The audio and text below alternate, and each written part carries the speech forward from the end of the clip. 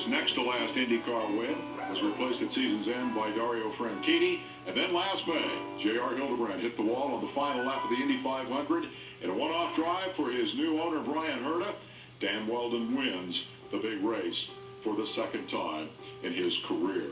I saw Dan as the kind of guy Americans could embrace, even though he wasn't American. He had that outgoing personality, a little bit of outrageousness in his demeanor, whether it was the number of shoes that he owned. The big thing, of course, the 2 Indy 500 wins, which make you an American hero no matter where you're from.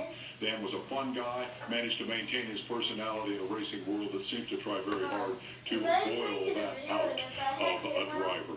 With that, Robin Miller's going to join us live now from Las Vegas. Robin's covered this kind of racing for a very long time, back to the days when death was the rule and not the exception. Your thoughts first on Weldon. I know you two tangled a time or two as recently as this week, but you also had some good times together. I said earlier, Dave, he was one of those guys that the media gravitated towards because he was pretty quotable, but the fans really liked him because he went out of his way to make time for him. And I think that, you know, when he wasn't running full time, I got emails from people saying, "Oh, Weldon to be back." He used to come by and have a cookout. He'd stop and talk to us, and he was always a great guy.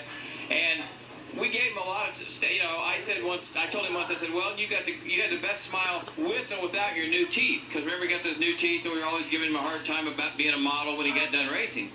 But I think he was a guy that, I just remember him coming over here and coming up through the ladder and winning races and just